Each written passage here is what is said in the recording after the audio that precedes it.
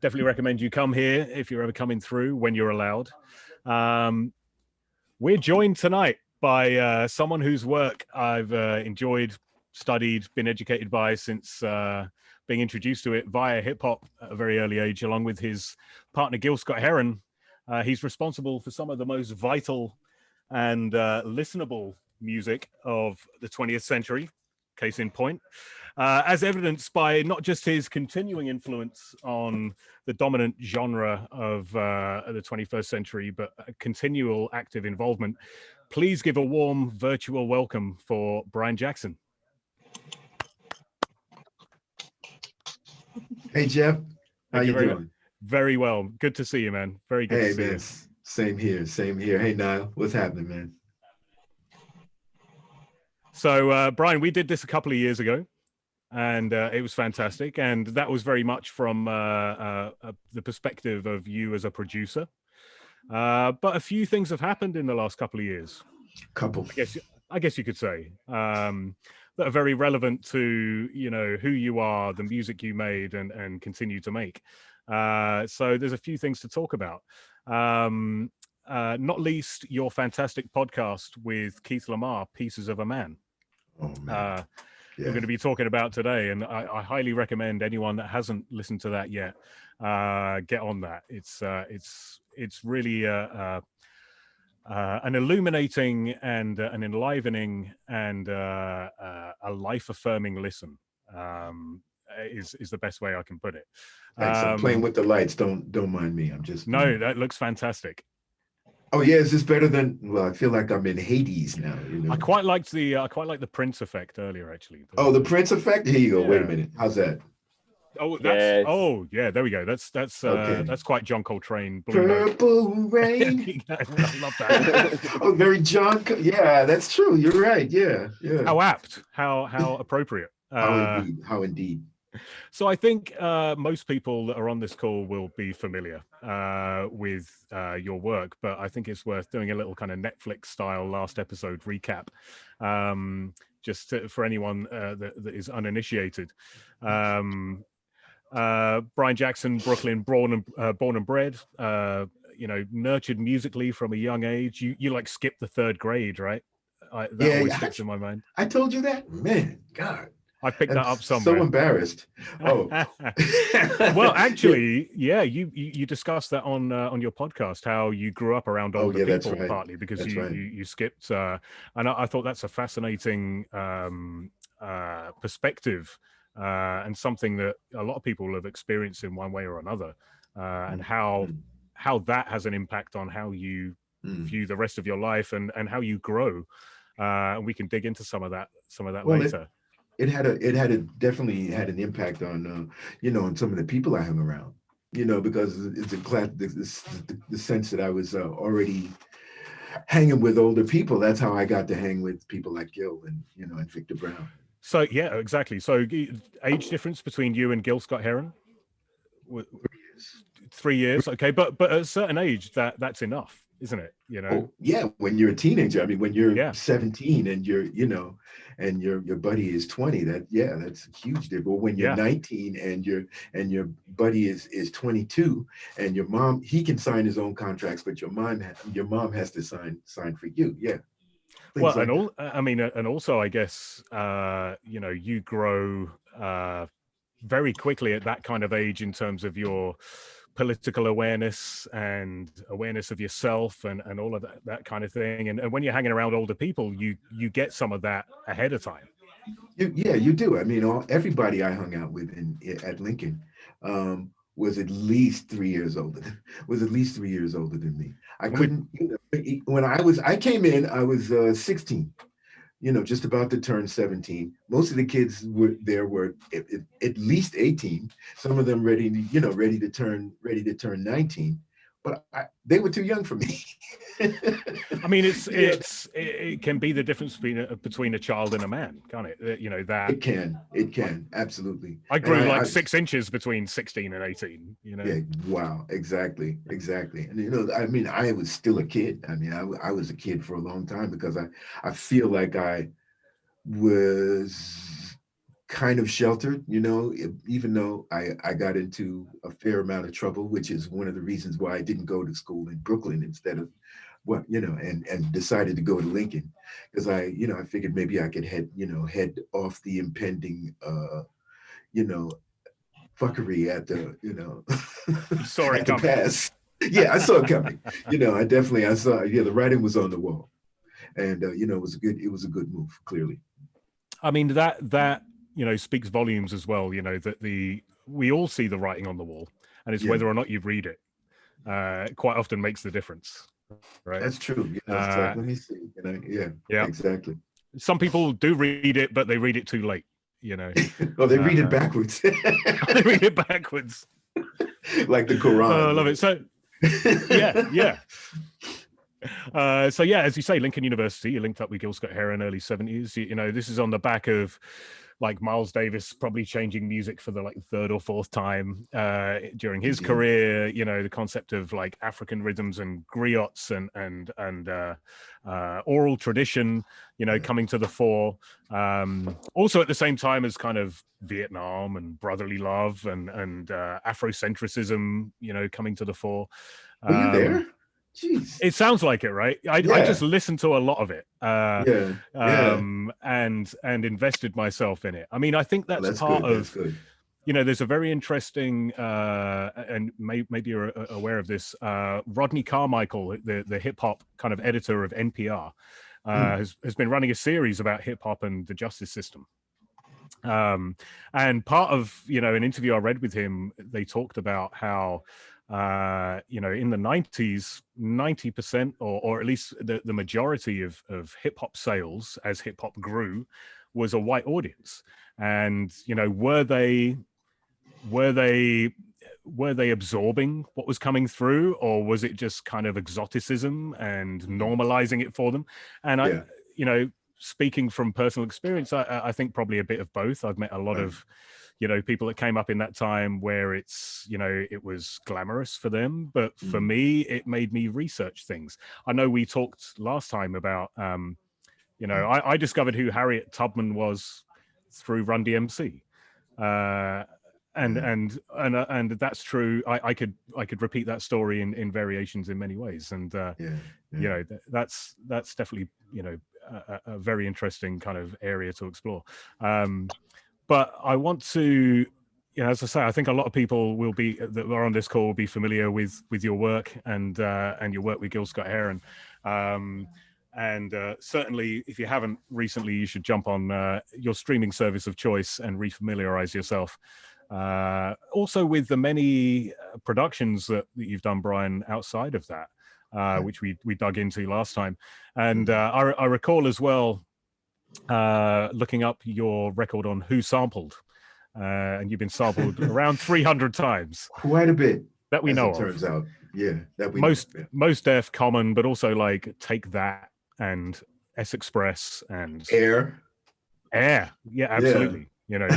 Woven into the fabric of modern music, Yeah. That's a legacy. But yeah, I really want to dig into the podcast, obviously. Sure. Which that's something else. I mean, Pieces of a Man. I'd like you to give us the intro, if you would, to Pieces of a Man that you start every episode with, because I think it's powerful and summarizes it better than I ever could. Oh, well, I wish I had had that prepared so I could just read it to you.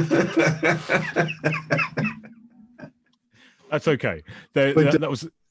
Yeah, I know you asked me for that, and I'm a slacker, man. I'm just. That's all right. You're in good company. But I'm gonna attempt to summarize it then. We'll get back to that. No, I'll tell you what it is.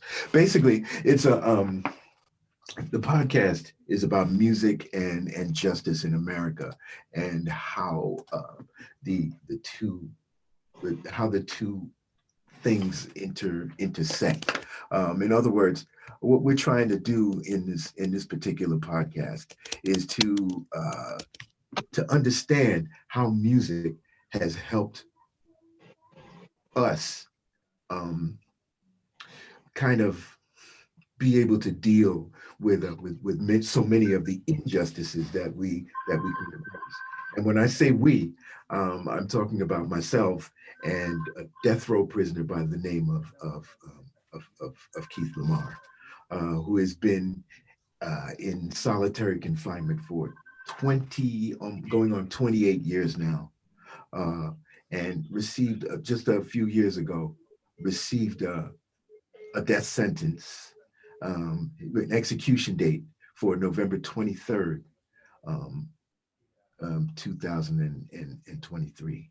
So yeah, so For a crime that for a crime that he did not commit. I mean, he was. Yeah, I have to say that he was incarcerated for a reason. Sure. But he was doing his time peacefully. Yeah. And we can get into that, But yeah. He basically when he wrote a book, and when I read the book, and if available on Amazon, anyone who available on Amazon, it's called Condemned. And anybody who reads that book will have to come away with the conclusion that he couldn't have possibly done the things that they said he did, for which he was convicted, without all of the evidence that he needed to prove his innocence. Yeah, there's so many things. I mean, I don't even know where to start. The whole scenario is a comment on the machine that we'll get into. I really want to dig into the industrial complex of justice in America, which actually you can apply to other places, but I think it's so near the surface in the US. We have so many more prisoners. We have so many more inmates in America than anywhere else in the world, because it's a big business, right?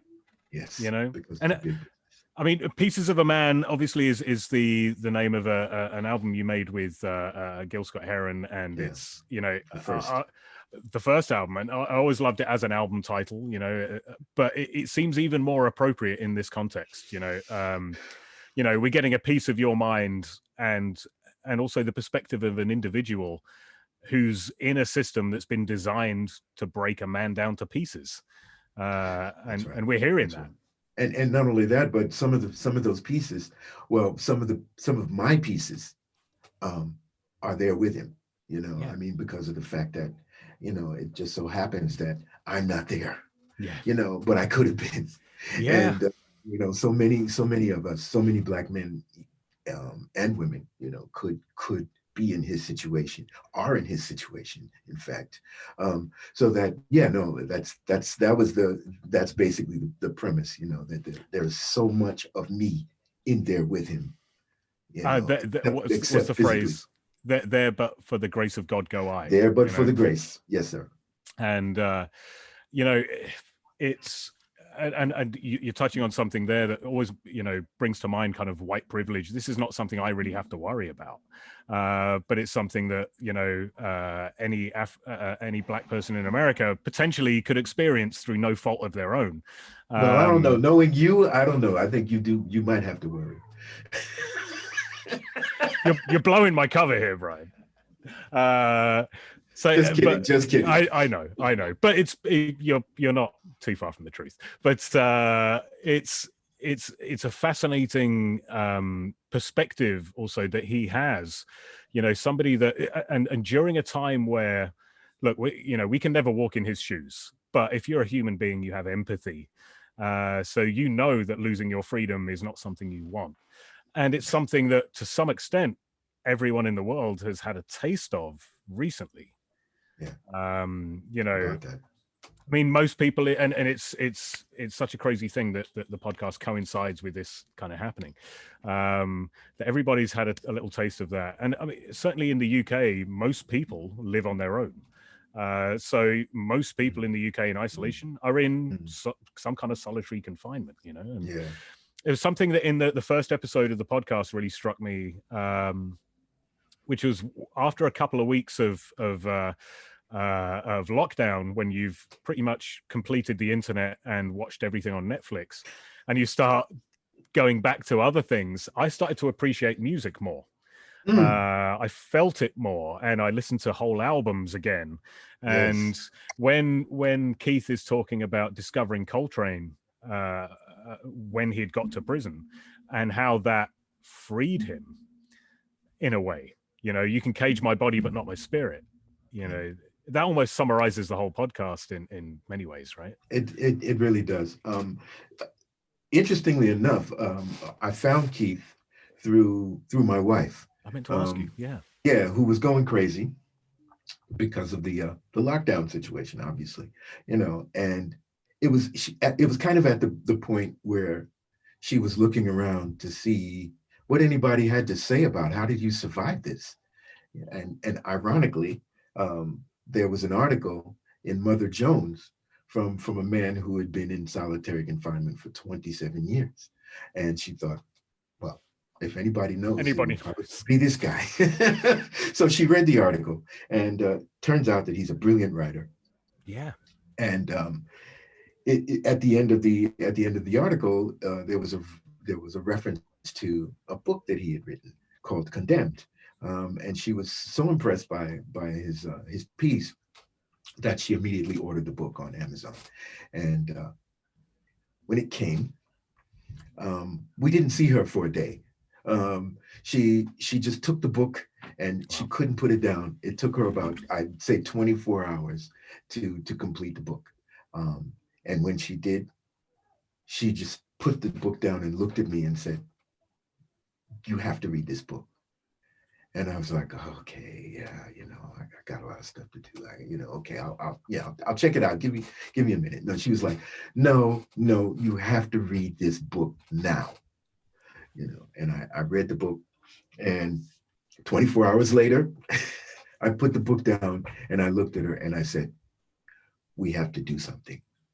And from there, the only thing I could think of doing was, I had a couple of thousand people following me on Instagram, and just some of them had checks with, beside their names, and I said, well, maybe if I reach out to them, we'll see what happens. And actually, I did, and none of them actually responded. You know, maybe they never even saw it. It's something Possible, that yeah. you have to pursue, continually. Like Julia Jones, for instance.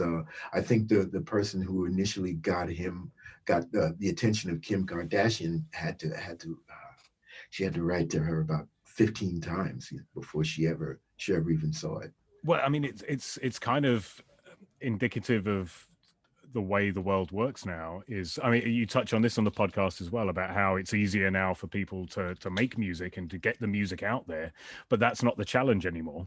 And It's again, funny. It's ironic. right, the challenge, basically, when you make something easier, it just creates other challenges. Okay, that's easier now this is difficult. And to get heard, you have to create compelling content, which you are doing, luckily. And it's amazing that you're saying, it didn't occur to me that you guys had met recently, because one of the things that struck me about the podcast is it's almost not like a podcast. It's like I'm eavesdropping, which is ironic because I'm sure the prison system is too. No, don't be sure. Be positive. Right? They are. I mean, they tell you that. Of course, right? Yeah. That I'm eavesdropping on a conversation between two old friends putting the world to rights, and that's what makes it, is partly what makes it real. What also makes it real is, being interrupted every, I don't know, 30 seconds by the automated kind of jail phone system. One of the other things that struck me, actually, as somebody that grew up on hip hop, is hearing his voice through that prison phone system was familiar to me. Again, a middle class white English guy is familiar to me because I've heard so many records where at some point your boy from jail calls home. With a freestyle, or I need something in the commissary or whatever. Exactly. It's part of the music, which we'll kind of dig into as well. But also, as something you touched on, considering the situation he's in and how long he's been in that situation, how well adjusted, articulate, calm, angry, understandably, but calm he is. amazing. When I think about a comparative, in the UK, we have there's a prisoner that's been in solitary confinement for 40 years that changed his name to Charles Bronson. And he's also very intelligent and articulate and a great artist and all this kind of thing. But you couldn't have these conversations with him. He's probably not going to change your ideas about anything, but he's been through it and come through it, and that's partly what makes it so compelling is how well adjusted he is. Well, that it is no testament to the rehabilitation system, because the rehabilitation system did not rehabilitate him, nor does it rehabilitate anyone. That responsibility falls on the individual. And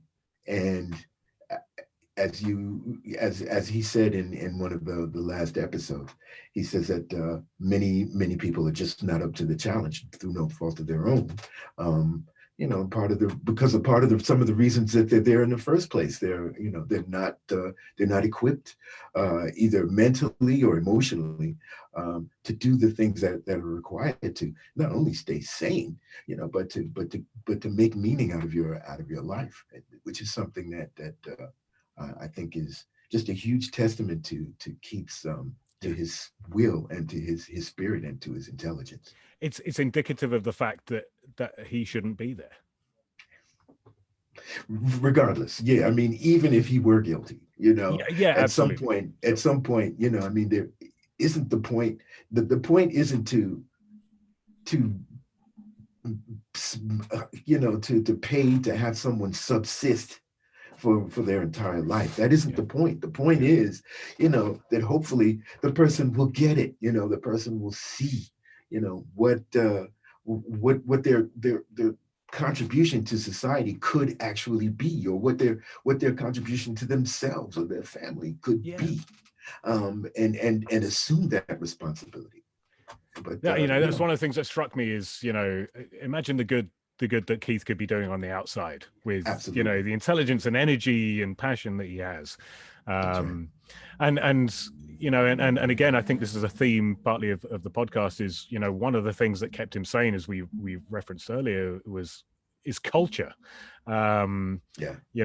Music plus.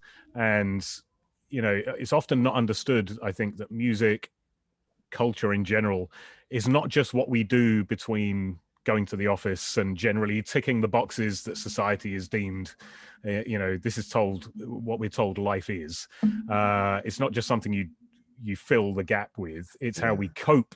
It's how we communicate internally and externally. It's how we process life and the world, whether it be Coltrane or Richard Wright. It's something I just realized as you were talking. So you can have an old bucket, fill it full of dirt, and have the most beautiful flowers that you've ever seen. And I think that when Keith looks at American art, at Black music and Black literature, I think he realizes that he sees the beauty that was created out of the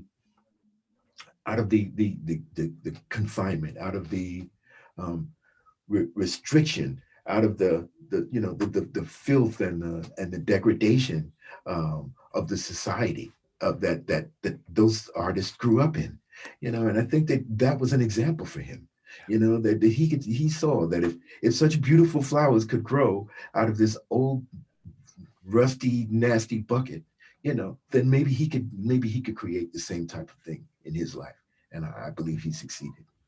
Yeah, I mean that you take inspiration where you find it, right? And and also something I got from, or was reminded by, of the way, especially he talks very passionately about Richard Wright in particular.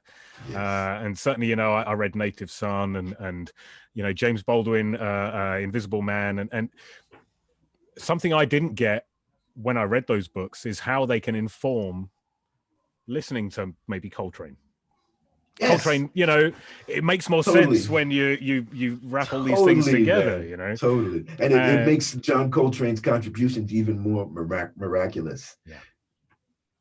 Yeah. And again, going back, in the podcast, when we talk about music justice and everything in between, life, basically. And it's culture as a kind of survival tool goes beyond music to literature, but also, the focus on politics in terms of like Congressman John Lewis and Ruth Bader Ginsburg, and how all of this stuff, as a whole, creates a certain perspective. And certainly there's a perspective that you get through music and a perspective that you get through being incarcerated. And hearing the two of them kind of match up is a fascinating listen. Yeah, I hope so. We just have so many, like I said before, we have more things in common. The more we talk, the more we realize how many things we actually do have in common. And it's what comes out is those podcasts. Yeah. And it's probably one of the things in my life that I'm most proud of, I have to say. Rightly so. And what one episode I enjoyed particularly, where Keith is kind of interviewing you, Yes, and getting some background on you, and in particular, I always love hearing the story, and I think we talked about it, where your piano teacher was teaching you piano. You know where I'm going with this, right? Yeah, I know. You're like, I don't have a piano, and she basically drew you a piano on like a folded out cornflakes packet. Talk about perspective. People are like, I don't have this latest plugin. Yeah. How far we've come. Yeah. I only have FL Studio Lite. But as I was describing the podcast to people this week, and I talked about, well, look, it's about music, it's about justice, and it's Keith and it's Brian, but look, really, it's about life. And something I took from that particular episode was, you master your instrument, and you learn it inside out, and then you forget everything and just play it. And that's life. It, man. That is totally life, man. Improvisation. When do we not improvise? When do we not have to improvise? I mean, there's that saying, that if you want to make God laugh, just tell him your plans. And so if it were a situation where everything went as planned, there would never be any need for improvisation of any kind. But I think that how boring that would be. How boring a world it would be, man.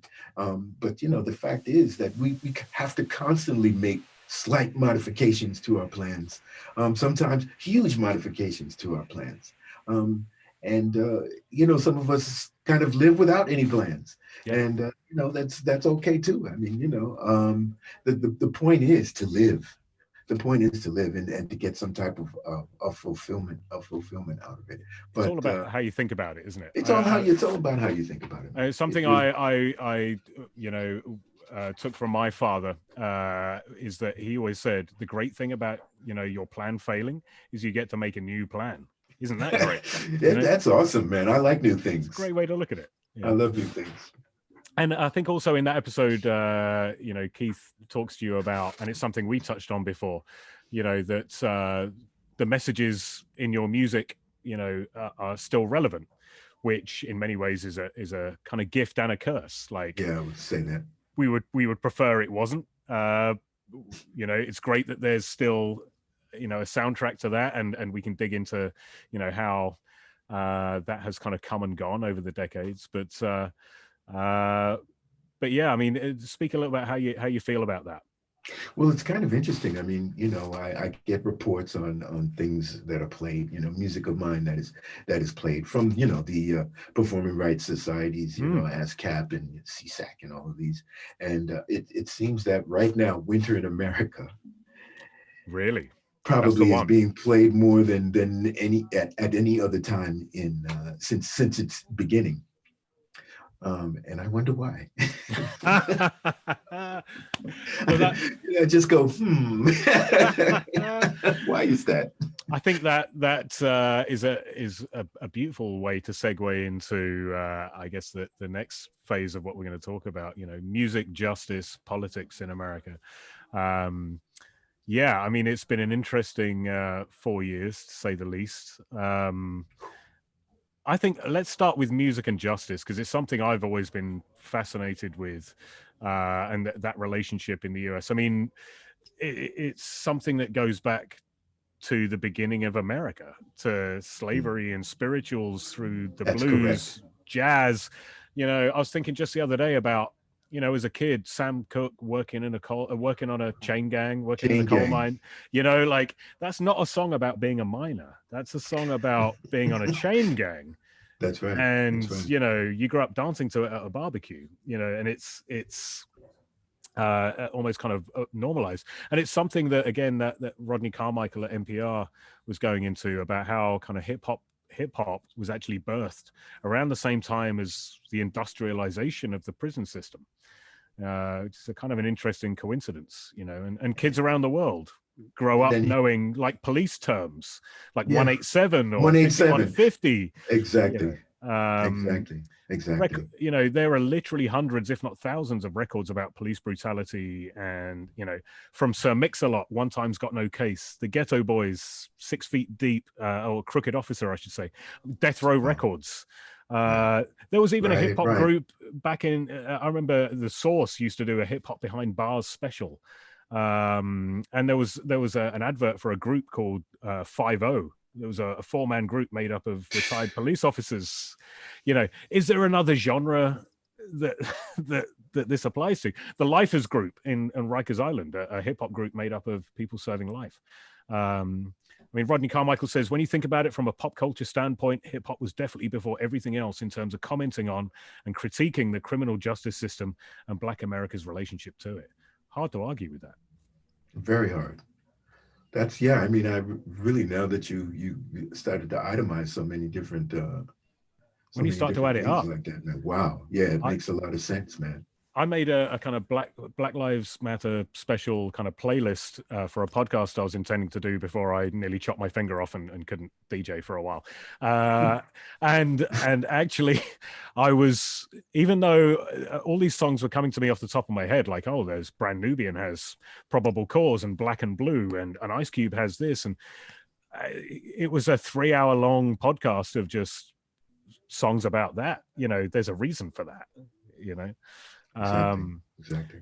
You know, I don't know if you've come across this, and I'd be interested to hear Keith's perspective on it. Actually, you know, there's been a conspiracy theory for many years, like all the best ones. You know, sounds very feasible, that the heads of the music industry, the heads of the kind of justice industry in the US, called a meeting with some of the most prominent people in hip hop in the 90s, with a view to please promote more of the, you know, crack rap and less of the crack is whack rap and Afrocentric rap and positive, and because, you know, the gangster stuff is filling the prisons and keeping us in business. Have you come across that theory before? No, I haven't come across that theory, but I have come across the theory that well, I mean, it's not even a theory; it's a fact. The fact is that gangster rap has sold more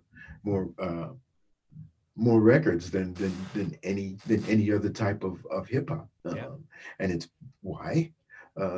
It's because it helps to, first of all, I think it helps to villainize black men, you know, which is, that in itself, I, you know, if you want to go down the conspiracy road, that's definitely, I consider That meeting didn't even need to happen. that meeting This is did, no, reality it didn't. anyway. It was already going on. It was just a question of how do we perpetuate it. So yeah, you know, I mean, to to glorify crime, and to actually glorify being imprisoned. In fact, you Normalize know, it. yeah, to normalize it. I mean, you know, It's a rite of that led passage. to the people wearing oversized clothes, you know, and work shoes. Um, you know what I mean? So and adopting the prison chain, you know, the shackle on the ankle walk. I mean, The come pimp on. limp, the yeah. Yeah, If you yeah, wear the pimp limp, right? Exactly, man. I mean, come on, if you're man. wearing baggy jeans halfway down your ass, that's like a Chicano zoot suit. You know, you've had your belt taken Exactly. from you. Yeah, you know. Exactly, man. Exactly. So I mean, I don't know if we if we even need to go any farther than that. That in itself, um, it glorified it to the point that, of course, young kids were going to emulate that, and thereby end up in the same situation. What you have your mind on, what you visualize, is what you become. Yeah, yeah. Yeah, I mean, there was the hypodermic needle theory of the 50s that, if we feed you this, you become that, and that was kind of disproved, but Was it? well, it wasn't. Like 50 Yeah, years later, it's exactly. like maybe it wasn't. Yeah, Um, yeah, because and also, everybody, all the gurus now, all the self-help gurus now are telling you this, yeah, you know. yeah. So how Well, could it have been? Yeah. but that's it. And if you look at, I mean, this is something that I wrote a paper on like 20 years ago, was about the relationship between music and the civil rights movement, and then how at some point that kind of fizzled out. Like there was, you go back to the music that soundtracked, freedom marches, Mm. Yeah, yeah. all the way Max through Roach. to Max Roach, all of that kind of stuff. And then you get through to, 80s, early 90s, and Public Enemy and Afrocentrism, even the stuff that wasn't overtly political was about Black Pride, Tribe Called Quest and De La Soul and that kind of thing, which I think speaks to the fact that music doesn't always have to be overtly political to be good for your soul, right? That's Which right. I think is an important point. But then it kind of disappeared for a while, and I've always been interested in why that was. I have a theory. I'd love to hear it. It's called Kent State. Right. There was a lot of going on, man. There was a lot of anti-war protests going on. Yep. Protest was going to be as big in the United States as it now is in Europe. Mm. Um, until a couple of young white kids got shot on a college campus in Ohio. Always the way. Always the way. Yeah. And man, I've never seen a movement die down so quickly. Wow. Wow. Between Jackson State, Yep.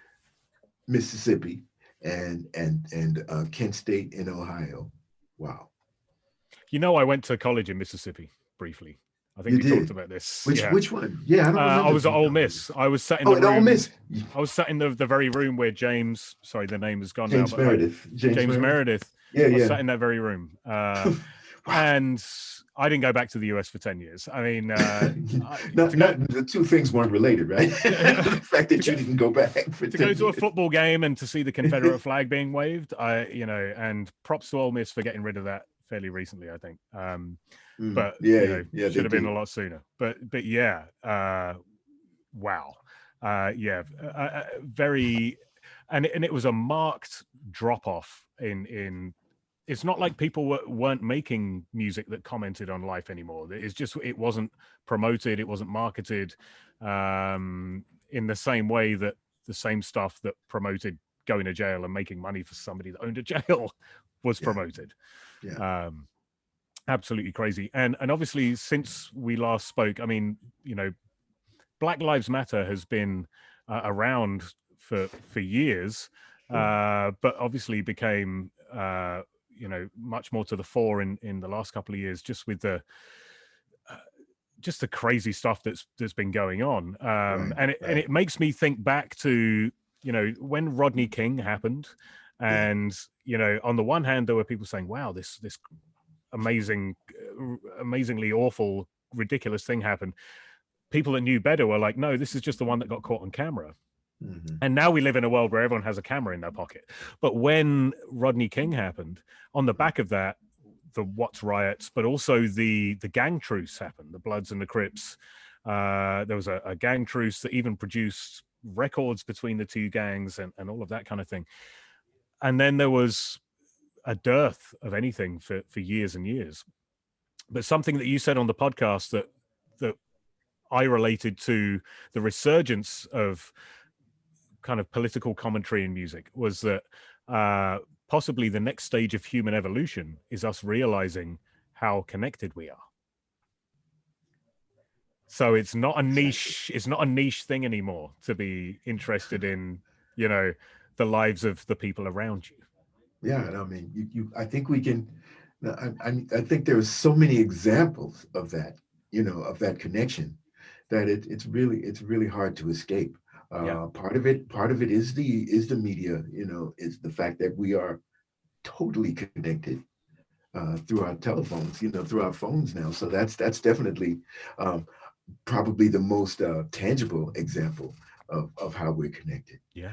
And because of that, we're emotionally connected, because every time we see something every time something in the world happens that is remotely related to something that we're about or interested in, it gets picked, handpicked and thrown at us. So, I mean, it's very hard. It's very hard not to be connected in that way, and therefore to see how many areas in the world where people who are witnessing and experiencing this things that are interesting to us, or things that we are witnessing and experiencing, how much that happens all over the world. So it's no longer just a theory. We can see it in front of we can see it right here, and I think that it's kind of undeniable at this point. Yeah, that's it. I mean, a lot of the things that we've all been extolling to people, you can now see it. And I remember kind of learning early on about how that kind of made a difference during the kind of freedom marches, that all the kind of the people that I guess now you would call it white privilege, the people that were like, well, that's not great. I feel sorry for those guys. But when they saw on TV people being attacked by Alsatian dogs and fire hoses, that flipped a switch in some people, and was a kind of a bit of a turning point. It was a slow fuse, I have to admit, though. I mean, because well, it's still burning, right? It took about 70 years, for a lot more people to say, yeah, oh wow, this has been going on for a long time. And still not enough. And I mean, there was a really interesting point made by there was a great article. I have to send it to you, Brian, about Beverly Bryan in the UK, who was a key member of the British Black Panther Party, which wasn't affiliated with the Black Panthers, but it was advocated by. And she talks about how happy she is to see kind of young people coming into the movement. And she's absolutely right about that, of course. And the way she kind of framed it was like, hey, we had Black and I'm Proud, and then the next generation had Black is Beautiful, and now we have Black Lives Matter. And I couldn't help but think that's almost the wrong way around. Like, like, how about that? I mean, we have to stay alive yet for all that stuff. Yeah, before anyone recognizes that Black is beautiful, we have to recognize that you have a right to live. And that definitely brought to mind the kind of the gift and the curse, of your song still being relevant, and how beautiful that is, but also we both wish it wasn't the case. But also seeing a resurgence of, and I think it partly started with like Childish Gambino and This Is America, and artists like Kendrick Lamar. But now if you do a Google search for like Black Lives Matter songs, you'll also see stuff by like Juicy J and DaBaby, and mainstream, trappish artists. It's wow. That's progress. Is it? I'm hoping it is. Are we seeing a genuine return to like mainstream, commentary? Or is it, or is it a bandwagon? Is it the style de la jour? Well, I mean, this is part, and again, something that has been troubling me is back in the day, Eazy-E went to meet with George Bush. Remember when George Bush was the worst president ever? Uh, Remember, I wish for those days again. right? I mean, that's I how you know almost you're in like trouble. George Bush. When Yeah. everyone's like, When you go, damn, I George wish George Bush, Bush was president he again. seems like your friendly uncle or whatever. I remember Eazy-E, caught a lot of flack from the hip hop community about that. And I remember his response was, yeah, I went to see, because I thought if I could stand that close to him, maybe I can stab him with a biro or something. Right? Rest in peace, Eazy-E. And then, Trump on his way out, he's roping in Lil Wayne and Ice Cube. I mean, Ice Cube hurt. Yeah, I mean, he did come out and say, like, I don't support Trump. And there was someone else. What he was doing, man. I don't know what he was doing either. I'm on the fence about him, man. I'd love to ask Chuck D, if he'd I want to be on the fence about him. Let me put it that way. I don't think I really am. I just kind of want to be for some reason. Yeah, I mean, one of the most powerful socio-political songs of all time to me is "Bird in the Hand" by Ice Cube. I got to serve food that might give you cancer because my daughter won't take no for an answer. Sampling BB King's Chains and Things. It's a powerful song that gives me goosebumps to this day. So to hear him boosting Trump hurt. But also I know that, what Trump was doing. And to some extent I get, look, maybe we got to stick with this guy for 4 years. And if he's going to try and give us something to get our vote, maybe we should see what it is. But he called it something like the Platinum Plan. The plan. Yeah. Platinum Plan, which even it sounds kind of borderline like racist as it is. Like, exactly. How do we get the black vote? What are they like? Right. It was they like gold and platinum. Oh, they like shiny things. Yeah, let's painful. Get that in the name. It was extremely painful, man. And it takes me back to I mean, again, James Baldwin. I remember him talking about, hey, how come when you want, and you brought this up again on the podcast, which is what brought it to mind. I think when there was a particular politician perhaps that was brought out, and you were saying, yeah, this is what happens. You bring a black guy out to tell the black people to go home, and you're all just supposed to think, oh, well, if he's saying it, then I guess it's fine. That's the Attorney General of Kentucky. Yes. Ray, the Breonna Taylor case. Yeah. Yes, exactly. Daniel, I can't remember his last name. Daniel. No. We remember Breonna Taylor's name, not his. I think yeah, exactly. That's how it should be. That's probably how it should be. I remember James Baldwin. This always stuck with me that he was like, "Yeah, how come when you want somebody to comment, you ask Harry Belafonte or Louis Armstrong? You're not asking me." Yeah, you don't want that answer. You don't want that answer. You don't want that answer. But then Harry Belafonte must have heard him and said, "Oh yeah, you know what? I'm going to give the same answer James Baldwin would give." Yes, and I think Satchmo too. Actually, I was just going to say, and again, I think to some extent, like I say, I'm sure Lil Wayne and Ice Cube thought they were doing the right thing, or they may have been exactly. Lil Wayne also got pardoned, so.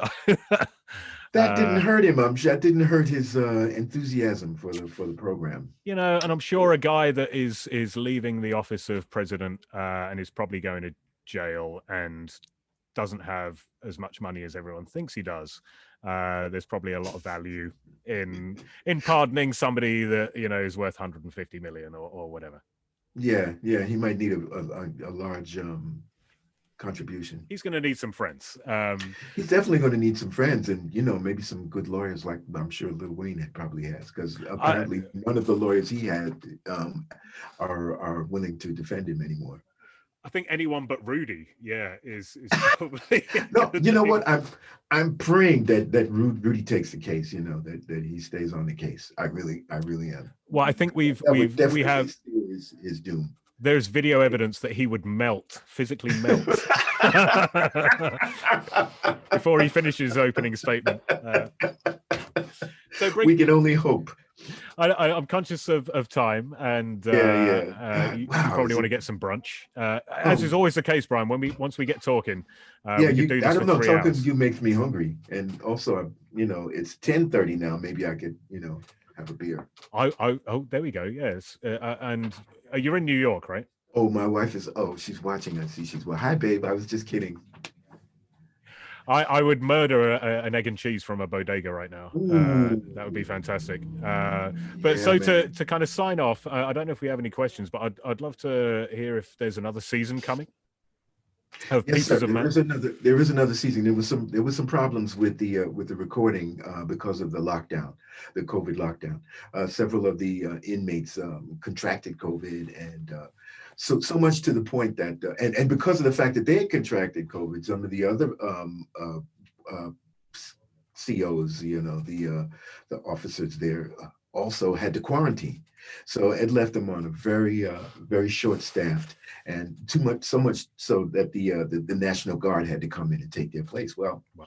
not willing to do three shifts, they knocked the whole prison down to one shift. And Wow. because of that, Keith was unable to, to have the time that he usually had. He was usually after two shifts.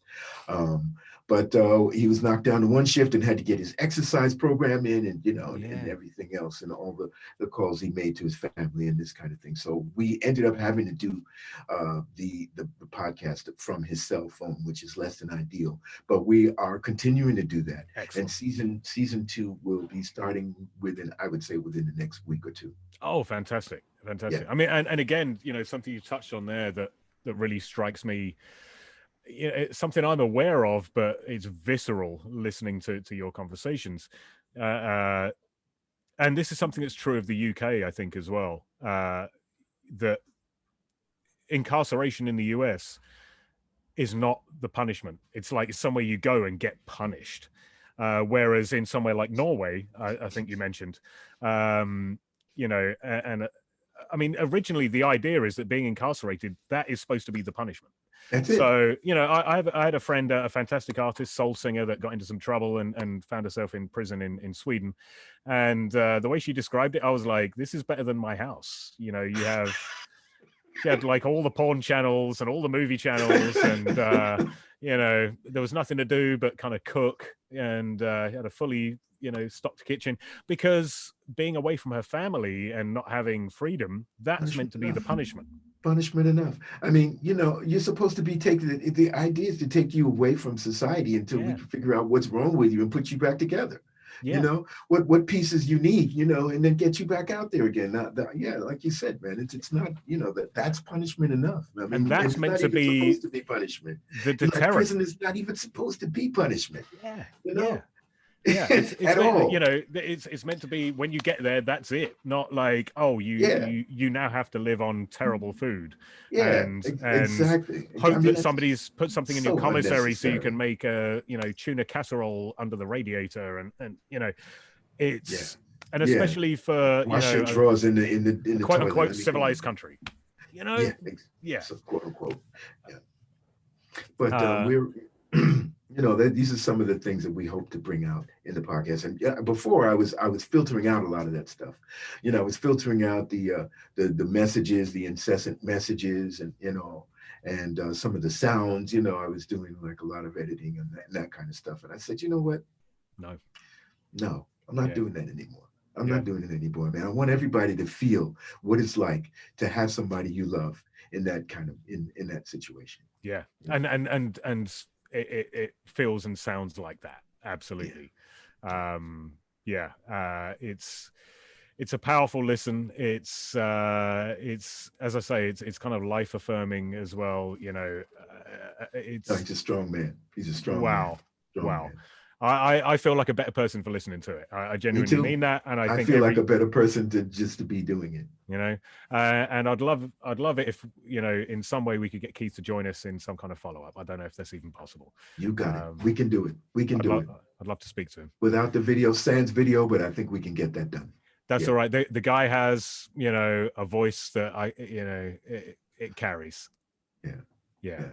No, that's great. Let's work on that. let's do that. All right, Okay. beautiful. Well, I don't think we have any questions. I haven't got any sent through. But we're going to do this again, I'm All sure. right. I think our plan actually, Brian, is to produce something on the back of this around music and justice. And I'd love to bring in, for instance, the Alabama 3, which is how we met, and of course they do a lot of work, with prisoners and politically. For instance, in the UK, they stopped providing instruments to prisoners. So the Alabama 3 help prisoners do that now, because you know what, creating music stops you going crazy. That's right. That's true of just society in general. Absolutely. I just texted to everyone the website for Keith LaMar. I don't know why it didn't show up as maybe because I didn't put the HTTP behind it or something. Oh yeah, but we'll get it. Yeah, but this is where anybody who is interested can reach Keith and find out more about his case, and maybe get involved, and maybe put in a couple of bucks. Yes, please do that to help his legal. What we're trying to do right now is to get the funds for him to get a lawyer who actually cares. Right now the state has basically assigned lawyers to him, and since the state pays them, they're going to do what the state wants them to do, which is basically to make sure that he doesn't have what he needs. Take away his agency. Yeah. Which we didn't even get into, but yeah. Oh my gosh, yeah, exactly. And this is I'll sign off soon, but this is something I talked to Niall at Future Music Forum about, that we almost need to do a podcast about each episode of your podcast. Like there's Game of Thrones, and then they have this show where they talk about it, or like Big Brother's Little Brother. Yeah. We could spend an hour unpacking this stuff, but absolutely. But yeah, let's keep talking, and let's certainly get Keith involved. And I look forward to speaking with him. And please give him our regards. Will do, man. Barcelona's thinking of him. Thank you. Thank you, Brian. All right. Pleasure. And once again, people at home, give us a round of applause. Thank you, all man. the best. Thank you, guys. Thanks for joining us, one and all. Thanks, Niall. Speak to you soon. Let's speak soon. Cheers, guys. Peace. Bye.